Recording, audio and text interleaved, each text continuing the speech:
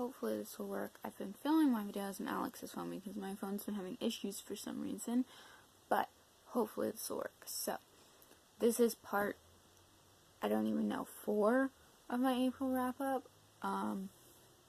This will be the last April one because today is May 1st. He's snoring in the background. Alex is still asleep over there. But, I wanted to get this done so I can take these back to the library. There's just a few in this one because I just read a few books yesterday. So, first book is 5 Very Good Reasons to Punch a Dolphin in the Mouth and Other Useful Guides. This is basically just a bind-up of the Oatmeal comics, and if you are on the internet at all, I'm sure you've heard of and seen at least one of the Oatmeal comics. There's a lot of different types of, the art isn't consistent in this, so, but it was good. I've seen some of these online before, but it was cool to have a bind up.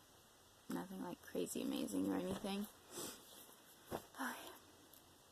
And then I read, oh, I guess that was by, it's by the Oatmeal, but that's by Matthew Inman.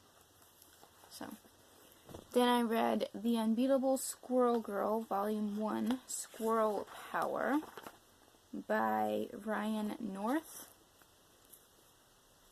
This is a Marvel superhero. I've never heard of her before. There you go. It's okay. It's not really my thing. I really like Tippy Toe, the little sidekick squirrel down here. It's okay. It's kind of cool. It's unique. Apparently it's kind of popular because there's 9 volumes, so I'll continue reading it because I have issues with DNFing things. But it's okay. It's basically exactly what it sounds like. It's a superhero who's part squirrel. And it's her, like, in this one she's starting college and figuring out being a superhero and all that, so. This is, oh, right. And here's the art. I keep forgetting I need to show you guys the art for these things. This is Tomboy by Liz Prince. This is a graphic memoir. And the art, I'm not huge into black and white art, but this is okay. This is basically just her, it seems like she grew up in the 80s. It never explicitly states the 80s, but it seems like the 80s. And she was a total tomboy, and that wasn't really a thing then. Some people were always making fun of her about it, and her finally figuring out in high school that, you know, you don't have to be a girly girl to be a girl. It was good. It wasn't amazing, but it was good. If it sounds remotely interesting, read it.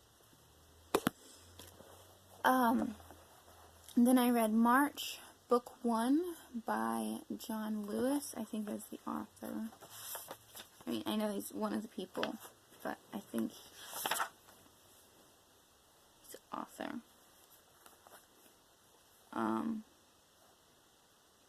Yeah. So it looks like this. And here's the art. Now this book is black and white, and like I said, I'm not big on black and white comics, but this is about the civil rights movement. It was really good. It was really, I'd say interesting, but I already know a decent amount. So it wasn't a whole lot of new information, but it was cool to see it in a graphic format. But the one thing I like about being black and white in this book is how it shows the disparity that was happening with, like, segregation and stuff at the time. So I don't know if that was intentional or not, but that's what I got from it. So I am looking forward to getting the second volume, the second book, when I get home from my trip. So that's that one.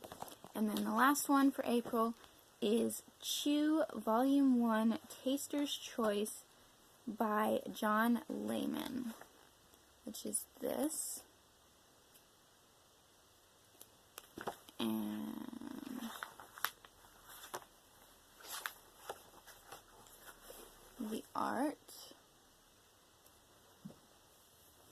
This book is about this guy who's a detective, and he is a SIBOpath, which means that he gets memories from anything he eats, even if it's like a plant, except for beets, for some reason.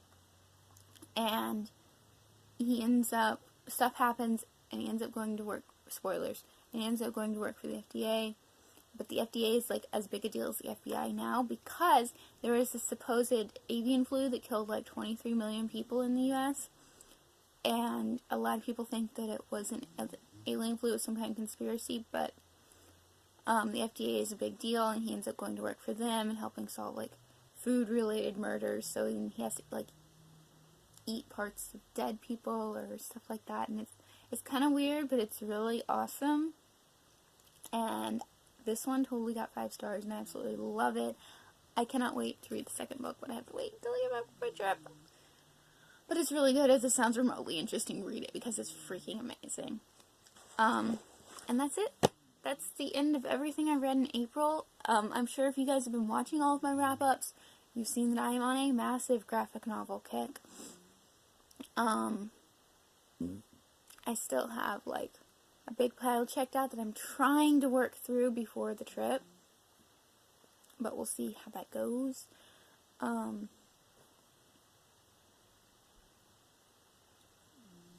Trip is going down to my in-laws for, like, 2 weeks to dog sit while they're out of town. But that's everything. That's the rest of everything that I've read in April. I know I was a lot, but I tried to cut it into a bunch of different wrap-ups.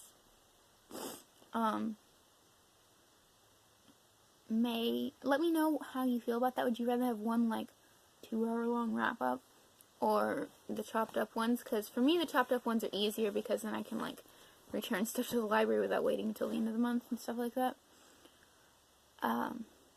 Yeah, don't forget to subscribe. I will see you guys next time. Bye.